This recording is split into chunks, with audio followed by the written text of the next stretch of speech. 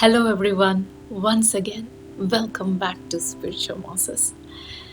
This is Thanksgiving weekend, the time of the year when people get together as families, fellowship over dinner, and thank God for the good things that He has done in their lives. Even as I was reflecting on this, a couple of scriptures came to my mind from the Old Testament, the book of Isaiah in the Bible. In Isaiah chapter 1, verse 2, it says, "Hear, O heavens, and give ear, O earth. I have taken care of children, but now they have rebelled against me." Who says this? To whom? God, the creator of heavens and the earth, is calling the heavens and the earth. He's saying, "Oh heaven, I've got to tell you something. Oh earth, I've got to tell you something. Just pay attention to what I have to share something with you. You know, I have children.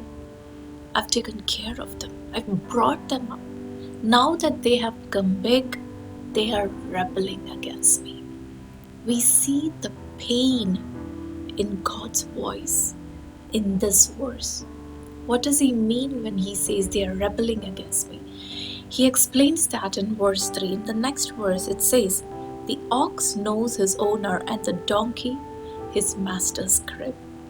But Israel, my people, they do not know me." It says they do not consider or they do not understand.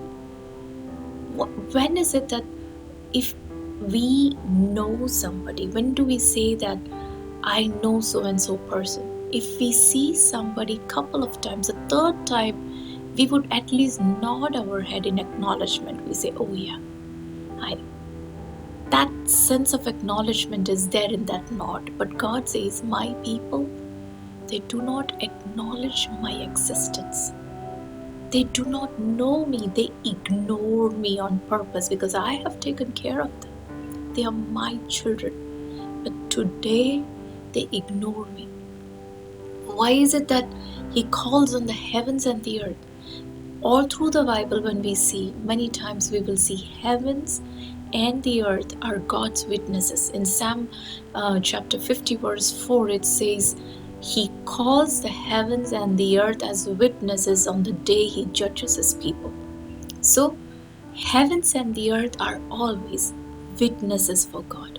And why is it that He's using ox and donkey as examples? See, over here He's talking to the Old Testament Jews. For them, it was easy to relate to an ox and a donkey because ox and donkeys were their pets, just like how we have different kinds of dogs and cats as our pets today. In the Old Testament, God speaks in Exodus chapter 20, when God gives the Israelites the 10 Commandments. He says, "Do not covet your neighbor's house, his wife, his ox, or his donkey." It's like telling us today, do not covet your neighbor's house or his car or his electronic gadgets or his Labrador or his husky or his pit bull, whatever. Just like we have these dogs as pets, those days Israelites had ox and donkey as their pets. So God is using ox and donkey as examples because so that the Israelites can relate to it and they can understand.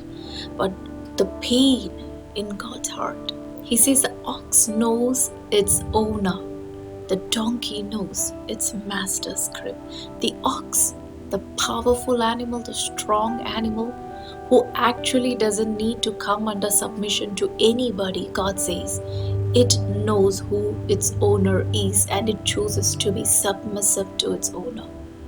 But my children, when they have grown up, they feel they know everything, they feel that they have achieved something, they have ceased to acknowledge my existence.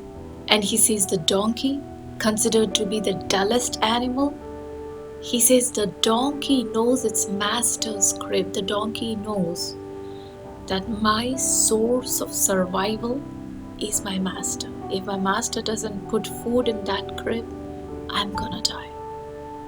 The dullest animal knows its source of survival. it has its sense of gratitude. God says, my people, they don't know me. I am the one who takes care of them every single day. But they don't have that sense of gratitude that a donkey has towards its master. My dear friends, have we become like the Old Testament Israel today? It's high time we look back and we think about it, meditate on the word and check our lives. Have we come to the point where we thank God only on a Thanksgiving day, once in a year? Or do we thank God only once a month, or maybe once a week on a Sunday when we go to church, worship God and we say thank you Jesus and forget Him the rest of the week? Let's check our lives. Let's be sensitive to His presence. Let's show our gratitude. Let's be like that ox, like that donkey that has a sense of gratitude every single moment, acknowledging His presence, thanking Him all the time. God bless you.